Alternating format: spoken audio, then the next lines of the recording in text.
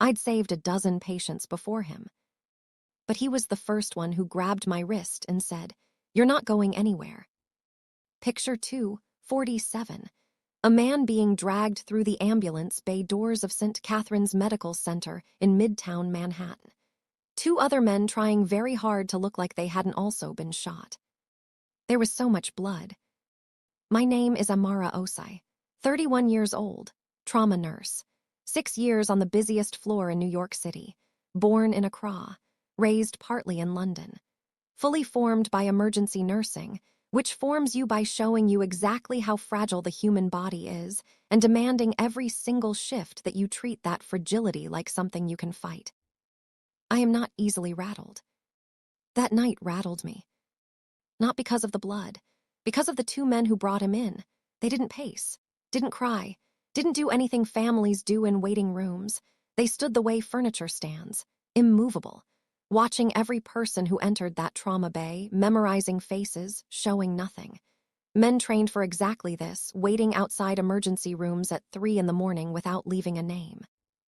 GSW left flank, my colleague Priya said, snapping on gloves.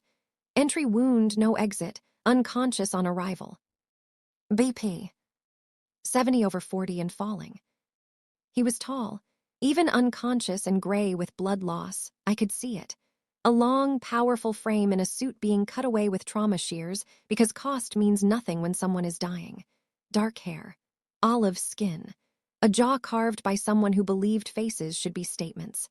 A scar through his left eyebrow, old and silver. Hands with knuckles that had been broken and healed and broken again. Beautiful in the way powerful men sometimes are. Not despite the damage, because of it. Amara, Priya's voice snapped me back. He's crashing. 45 minutes. Controlled, brutal medical violence, and he didn't die. We transferred him to the ICU as dawn grayed the windows. I handed off at the doors, stood in the corridor, and breathed in a way that was less professional than I'd have liked. "You saved his life," Priya said. "I was watching your face. You didn't think we'd pull him back." "I don't think things like that. I just work." She gave me the look she's perfected in 3 years. "I know you better than your deflections," and said nothing. I finished my shift, showered, drank the worst coffee of my life from the 4th-floor machine. At 6:15 a.m., the ICU called. Patient in Bay 4, awake, agitated, refusing to stay in bed until he spoke with the nurse who treated him in trauma. "Which nurse?" "He says the one with the Ghanaian accent." I went, not because I had to, because agitated patients who won't stay in bed after a GSW are a danger to themselves, and the fastest way to fix that is usually to give them what they're asking for. He was sitting upright, drainage tube in his flank, IVs in both arms, monitoring cables tracking everything. The nurses maintaining a careful, exasperated distance. One of the two men from the waiting room stood in the corner. How he'd gotten through ICU visitor restrictions at this hour, I didn't ask. When I walked in, his eyes found me immediately. Dark, almost black. The kind of attention that had nothing to do with morphine and everything to do with a man who paid total focus to whatever he decided mattered. "Lie down," I said, moving to check his lines. "You're going to pull your drain out." "Were you the one who kept me alive?" "My colleague and I both worked on you. Lie down." He lay down, slowly, with the careful difficulty of a man in serious pain who refuses to show it. "Your name," he said. "Amara." "Amara." He placed it somewhere specific in his memory. "My name is Luca Vitale." I checked his drain output, logged his vitals, said nothing.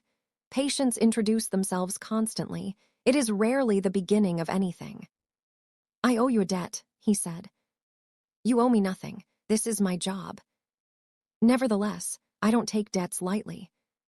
"Mr. Vitale, you were shot. You nearly died. The best thing you can do for any debt you feel is rest, stay in bed, and let the ICU team work. Because if you pull that drain, you'll be back in surgery, and I'm too tired to be impressed by your stubbornness today." Something happened in his face. Surprise, then something close to amusement. "Sit with me," he said. 5 minutes. Your care has transferred. Amara, quiet, precise, sit with me. I sat. Later, I would examine that decision, the clinical justification I gave myself, the truth underneath it. But in the moment, I just sat. And then his hand moved across the sheet. His fingers closed around my wrist. Not hard, not restraining, just contact, the way a man reaches for something he is afraid will disappear if he stops touching it. You're not going anywhere, he said quietly.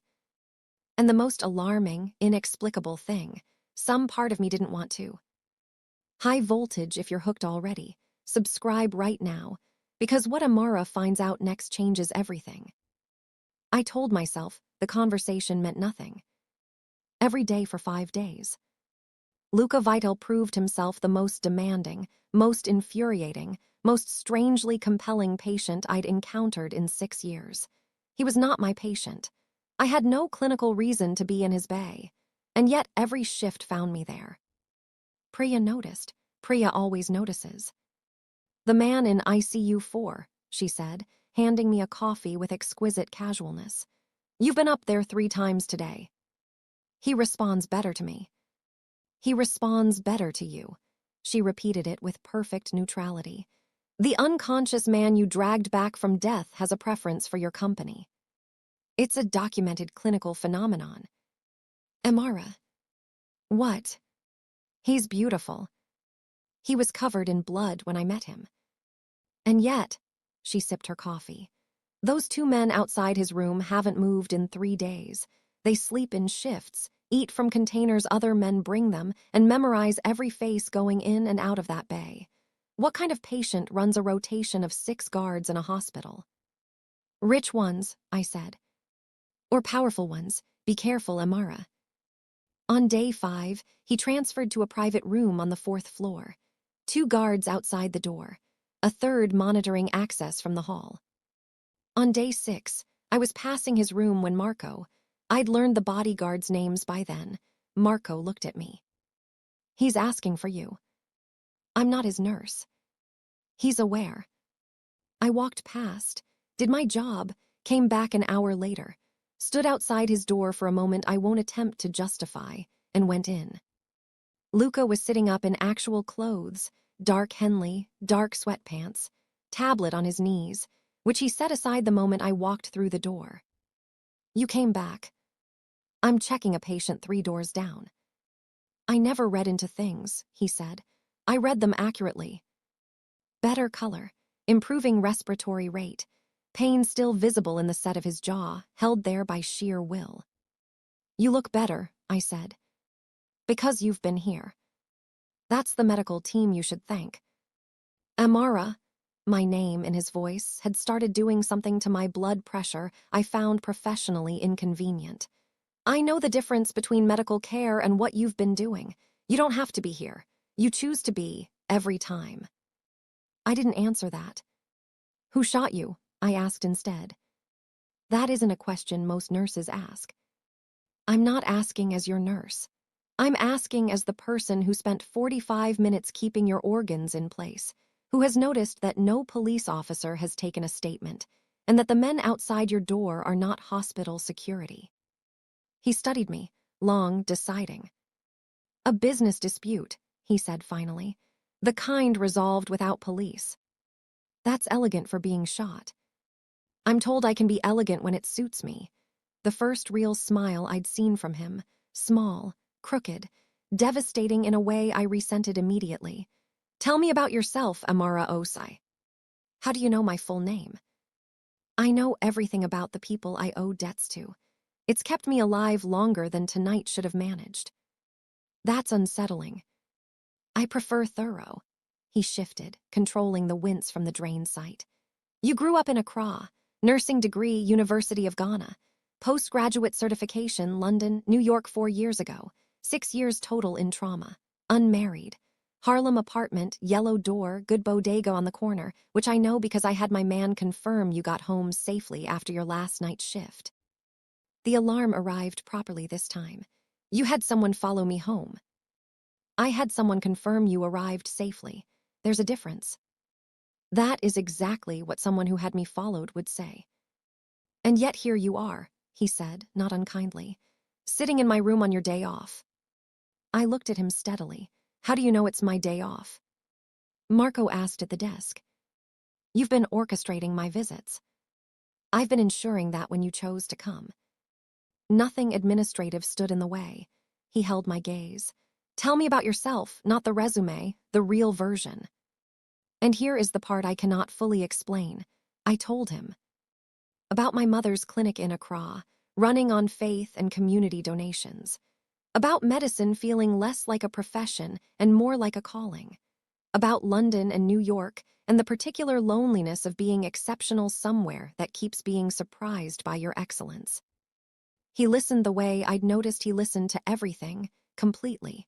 Television off, tablet ignored. The guards outside the only reminder of what kind of room I was sitting in.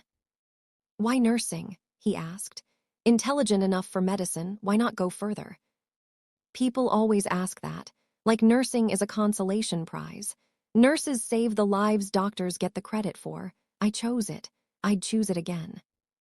He nodded, something approving. I understand choosing work others underestimate. My family's business is treated the same way in polite company. What is your family's business? The smile this time was different. Knowing, careful. Ask me again in a week, he said, when you've decided whether you want the answer. Speech balloon comment right now. Would you have walked out that door or stayed? Because Amara is about to find out exactly who she's been sitting with. Priya Googled him on the 7th day.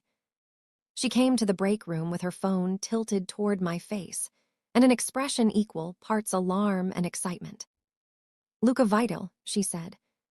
Good morning. Luca Vitale, Amara, head of the Vitale family, which is not a family in the Sunday dinner sense.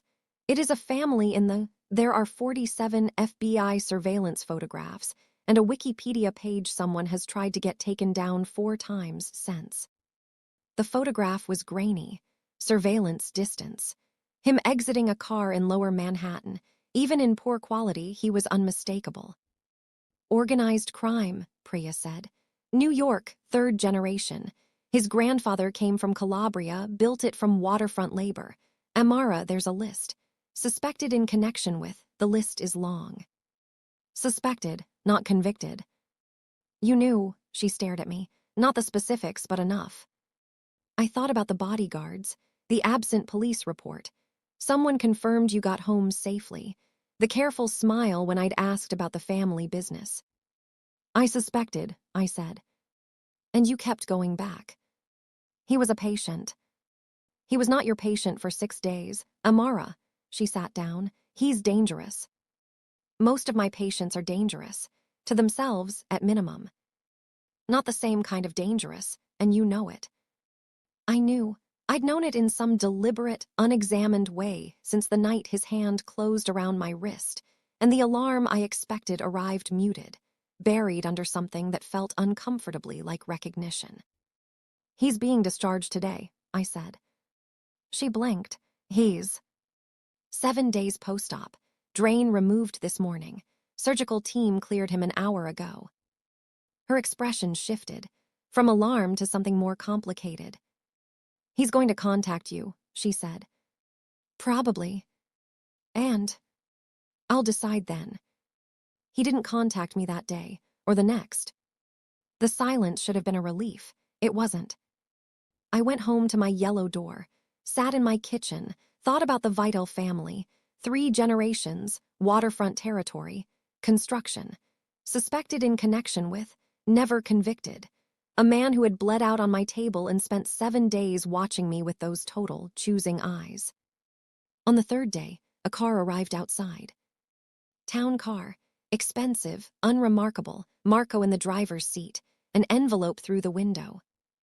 1 card inside, thick cream stock, black ink, handwriting precise and slanted. I told you to ask me again in a week. It has been a week. If you want the answer, I'd like to give it to you properly. Dinner, not a hospital room, your choice to come or not. L. And an address, West Village. I stood on the sidewalk holding that card longer than was reasonable. Thought about Priya's warning, about the list of suspected in connection withs, about a man who said, "I know the difference between medical care and what you've been doing," and then waited without pressure for me to decide what that meant. I went inside, changed out of my scrubs, put on the dress I wore to nursing school graduation, the nicest thing I owned. My mother had sent it from Accra wrapped in newspaper and instructions, wear it for occasions that matter. Then I got in the car. The address was not a restaurant. A townhouse, 4 stories of original Greenwich Village brownstone, owned by the same family long enough that the neighborhood had rebuilt itself around it entirely. Marco let me in through a side entrance, left me in a hallway lined with photographs, generations in black and white, then color, then sharp digital clarity. Men who shared Luca's jaw and brow, women who looked at the camera like they knew exactly what they were photographing. Luca met me in the dining room, moving more carefully than before but not letting the care read as weakness. Dark suit, no tie, top button open. He looked at me the way he always looked at me, fully, like looking at me was something he'd decided to do thoroughly. "You came," he said. I almost didn't. "I know. Thank you for deciding in my favor." The food smelled like it had been cooked in this house. Garlic and herbs, something slow braised. "You cooked," I said. "My grandmother taught me. She believed feeding people was the most important skill a man could possess." A pause. She was probably right. We ate, and I discovered what the hospital room had only given me a partial version of. Luca Vitale, separate from blood and bodyguards and everything I'd read, was extraordinary company. Funny, in the dry way of people who have seen enough of the world to find it absurd. Genuinely curious about nursing, Ghana, New York, the specific texture of doing difficult work in a city that treats difficulty as personal failure. He asked questions and listened with total attention, television off, wine untouched until the food was done. Every word I said received like it mattered. "Tell me about the family business," I said. "The honest version, or the newspaper version?" "The honest version. That was the agreement." He turned his glass, something settling. "My grandfather arrived in New York in 1952 with nothing. Worked the waterfront brutal work, controlled by men who made it stay brutal, who took most of what workers earned and broke anyone who complained. He organized. Quietly, then not. By 1960, he controlled the waterfront labor, which meant the waterfront, which meant a significant portion of what came in and out of this city." A pause. "The methods to acquire that were not legal. The methods to maintain it have not always been legal. My father expanded it. I inherited it." "What does that mean day to day?" "Legitimate businesses alongside operations the law views differently. Gambling, protection arrangements, managing disputes between parties who prefer not to involve law enforcement." He met my eyes. "I have not killed anyone who did not try to kill me first. That is the only line I draw, and it has been tested more than once." "Is that what happened the night you came in?" "The Castellano family has been attempting to expand into territory my family has controlled for 40 years. I attended a meeting that was less of a meeting and more of an ambush. I survived because my men were better than theirs." A pause. "And because you were on shift." "You know what you do is wrong," I said. "Not accusation, observation." He was quiet. "I know the framework I operate within causes harm. Protection arrangements are extortion with better vocabulary. The legitimate side of my business has been cleaned with money that wouldn't survive scrutiny." He set down his glass. "What I also know is that 200 families have employment and security because of that legitimate side. That the waterfront my grandfather organized now has proper wages and union protections. That I've spent 20 years trying to run this in a way that causes the least damage possible. And that I have never been able to fully answer whether that is enough." The honesty of it sat in the room like a third presence. "Why tell me all of this?" I asked. "You could have said real estate and hospitality and smiled. I'd have known there was more. I never would have made you say it." "Because you would have found the truth regardless," he said. "And I find, with you specifically, that I would rather lose you to the truth than keep you with a comfortable version of it." Something in my chest, did the thing it had been doing since the night I sat in the chair beside his bed. I should go home, I said. You should. He stood when I did, helped with my coat with a formality that came from somewhere older than him. Will you come again? I don't know. That's honest, I respect it. His hand rested at the door frame. Not blocking, just present. Amara, I owe you my life. In your world, that is the outcome of a job well done. In mine, it binds me entirely. Whether you ever come back here, I am bound to you. I want you to know that. Don't have me watched, I said. Never again, he said immediately. You have my word. I believed him. That was, perhaps, the most alarming thing of all. Subscribe and hit the bell, because what happens next will make you question everything Amara thinks she knows. I went back. Told myself I was thinking clearly. Told myself the decision was examined, deliberate. It was neither. Priya said nothing when I told her, which was her version of saying everything. Just be careful, she said finally. I'm always careful. You say that more than careful people usually need to. I went back on a Tuesday, unannounced. I wanted to see him without Marco running interference, without expensive wine softening the edges. He answered the door himself, shirt sleeves, a smudge of charcoal on his right hand. You're drawing, I said. He looked at his hand, then at me. Something briefly unguarded crossed his face. I didn't expect you. Inside on the table, architectural drawings, detailed, precise. The work of someone who had studied technique, not dabbled. You design buildings. I wanted to study architecture at 17. My grandfather had just died. My father sat me down and explained what I was going to study instead, what I was going to do when I graduated, what my life was going to look like. He looked at the sketchbook. I still draw buildings I'll never build. If Marco knew the extent of it, he'd never respect me the same way again. We sat at his kitchen table for 3 hours. Coffee, not wine. Architecture and nursing and the respective inheritances handed to us by the people who made us.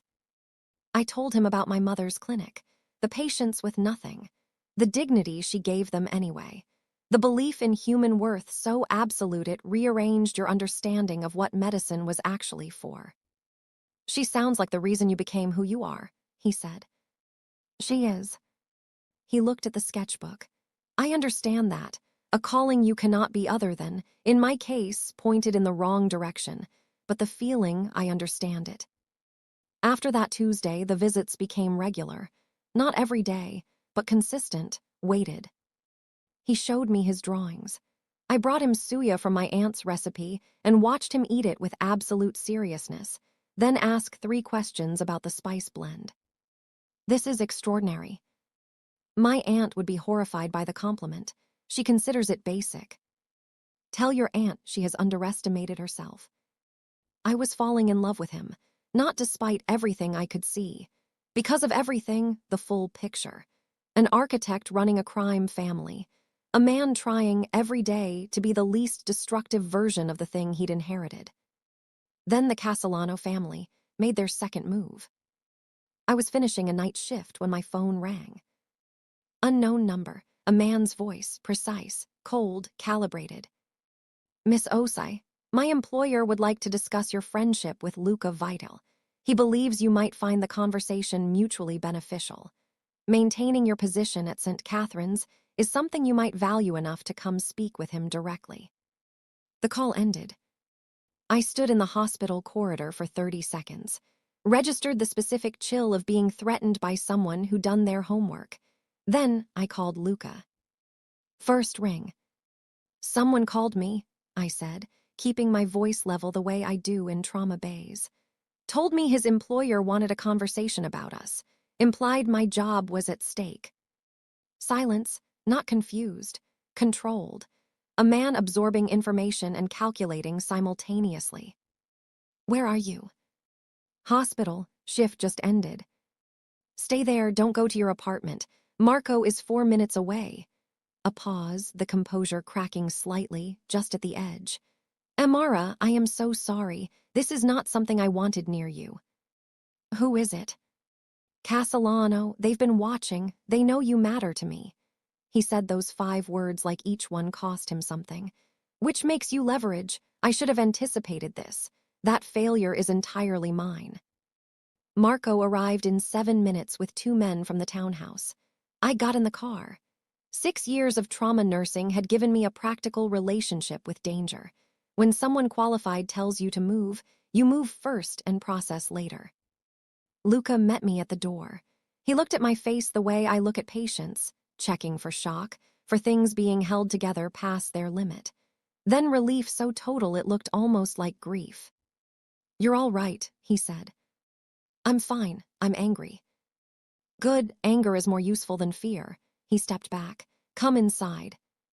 I sat in the kitchen, listened to him make 3 calls in rapid Italian, voice low, controlled fury underneath every word. When he finished, he sat across from me. "Tell me exactly what he said." I told him, word for word. Trauma nurse recall serving an unexpected purpose. "Domenico Castellano," Luca said. "He's been trying to acquire our waterfront territories for 3 years. Lost significant money on a deal my father blocked 18 months ago. Has been looking for leverage ever since." A pause. "You are the most significant personal relationship I've allowed to become visible in 8 years. What are you going to do?" "What my world requires." "Luca," I put my hand on the table between us. "Tell me before you decide." He looked at my hand, then at my face. "Castellano's operation runs on 3 shipping contacts my family controls. If I pull those contracts, he loses 40% of his income overnight. It won't eliminate the threat, but it will show him that leverage cuts both directions. He touches what matters to me, I damage what matters to him, without a body count. That's not the version I was afraid you'd give me." "I know." His eyes stayed on mine. "You have changed what my first instinct is. I want you to know that." I reached across, covered his hand with mine. First time I'd crossed the distance. "Don't let me make you weak," I said. "Don't let whoever I am to you make you hesitate in ways that cost you something essential." "You don't make me weak. Immediate, certain. You make me want to be better at being strong. There is a difference." "I know the difference," I said, "between a patient who gives up and one who is fighting differently than you expected." He looked at me, with that total choosing attention. "I am in love with you, Amara Osei," he said quietly. "Not strategy, not architecture, just the truth." The kitchen was very quiet. The city hummed outside. "I know," I said, which wasn't the same as saying it back, and he understood the distinction. "Take your time," he said. His thumb traced the back of my hand once, careful and deliberate. "I'm not going anywhere either." Speech balloon drop a comment. "Do you trust Luca? Because what he does next will surprise you." Castellano didn't back down. 2 weeks of silence. Then Priya called on a Saturday morning, voice tight in a way I'd never heard. "Amara, something happened at the hospital last night." My stomach dropped. 2 men came to the nursing station. After hours, they asked about you, your schedule, your home address, your next shift. The night supervisor gave them nothing. Security was called. They were gone before anyone arrived. It's on camera. I sat on the edge of my bed. "Are you safe?" "I'm fine. But Amara, they knew which floor you work on. They knew to come there." I called Luca before I'd finished processing how I felt. "First ring." "I already know," he said before I spoke. "My people monitor Castellano's movements. I found out 40 minutes ago and I've been deciding how to tell you." "You were going to tell me." "I was never not going to tell you." A pause. "I need you at the townhouse. Not because I'm keeping you. Because your apartment isn't secure and I cannot let you go back to it alone until this is resolved." "This is my life, Luca. My job, my apartment. I didn't sign up for any of this." "I know." Quiet. Entirely honest. "And I won't tell you that being in my life doesn't come with this, because it does, and I will never lie to you about that. What I can tell you is that I will do everything to end the threat before it escalates. And while I'm doing that, I need to know you're somewhere I can actually protect you." "What does ending it look like?" "There's a council, heads of the major families, emergency session. What Castellano has done, approaching you at your workplace, threatening a civilian with no standing in our world, violates protocols every family has agreed to honor. He paused. I'm taking it before them. My grandfather established those protocols specifically to prevent personal grievances from destroying innocent people. I'm going to honor his intent. You're going through legitimate channels.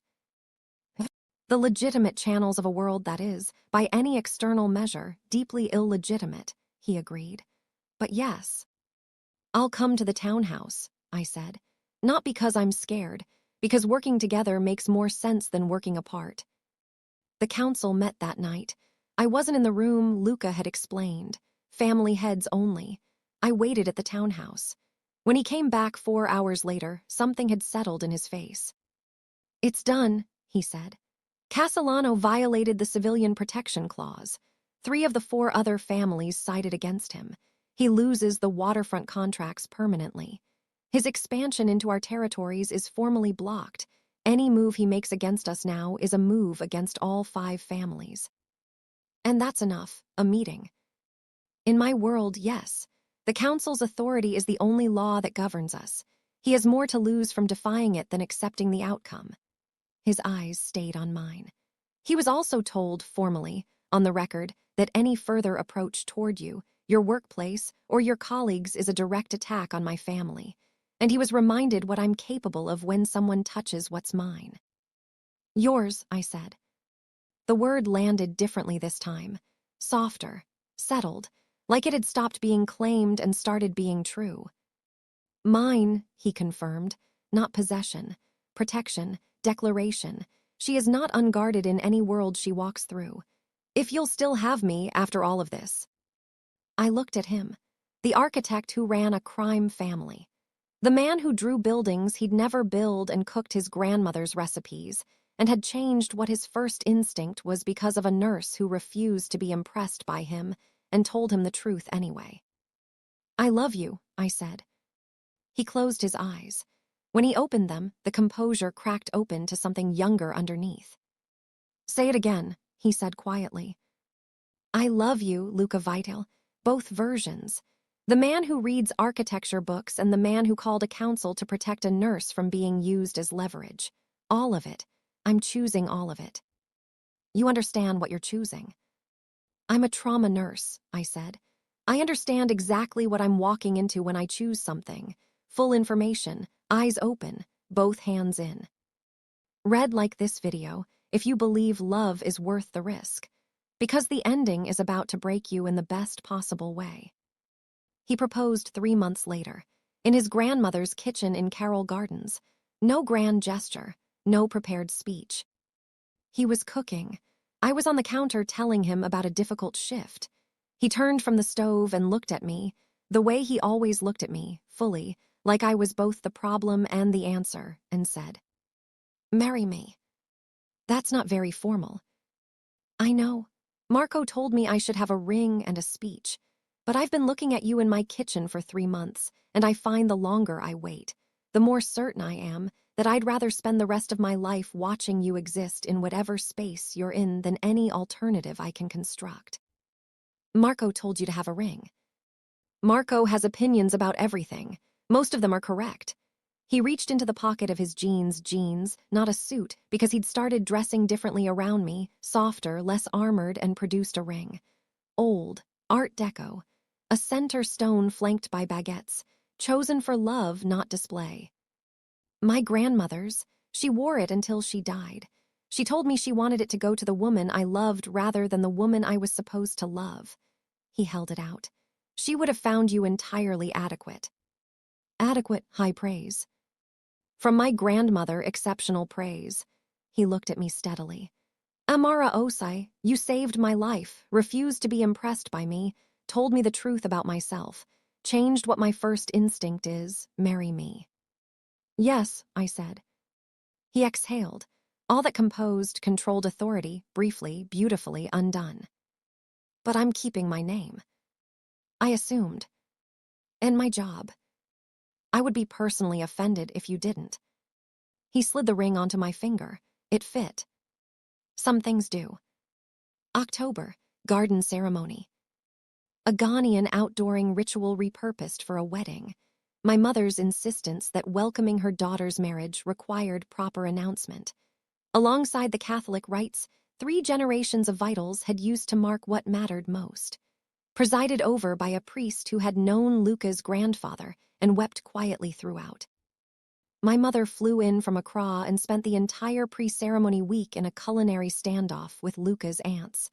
She reported afterward, "Educational, competitive, I won." Priya stood as my maid of honor. Marco stood as Luca's best man. Priya told me afterward that the best man speech contained 3 separate references to security protocols and 0 references to love, which Marco appeared to regard as implicit. I wore a dress with kente cloth worked into the bodice. My mother's suggestion. The seamstress executed it in a way that made me cry the first time I saw it. When Luca saw me walking toward him, he looked at me the way he always had, like I was the thing he'd spent a lifetime calculating toward without knowing what the variable was. When the priest asked if I took this man, I thought about 2:47, a man bleeding out on my table, a hand closing around my wrist, 2 words said with a certainty that turned out to be entirely accurate. "You're not going anywhere." "I do," I said, full attention, both hands in, eyes entirely open. His vows were short. "You saved my life," he said, and then refused to let that be the whole story. "Thank you for staying to find out what the rest of it was. I will spend every day making sure you never regret it." Now the apartment has a blue door. Brooklyn, big enough for a life, not a pit stop. The hospital knows me as Amara Osei Vital, though my badge still reads Osei because I chose both and I will not be simplified. Luca takes an architecture course on Tuesday evenings. Not toward a degree. Toward the thing he wanted at 17 that his grandfather's empire redirected. He comes home smelling like pencil shavings, talking about load-bearing structures with the same total attention he gives everything. Priya visits twice a month. She and Marco have reached a détente I choose not to examine closely.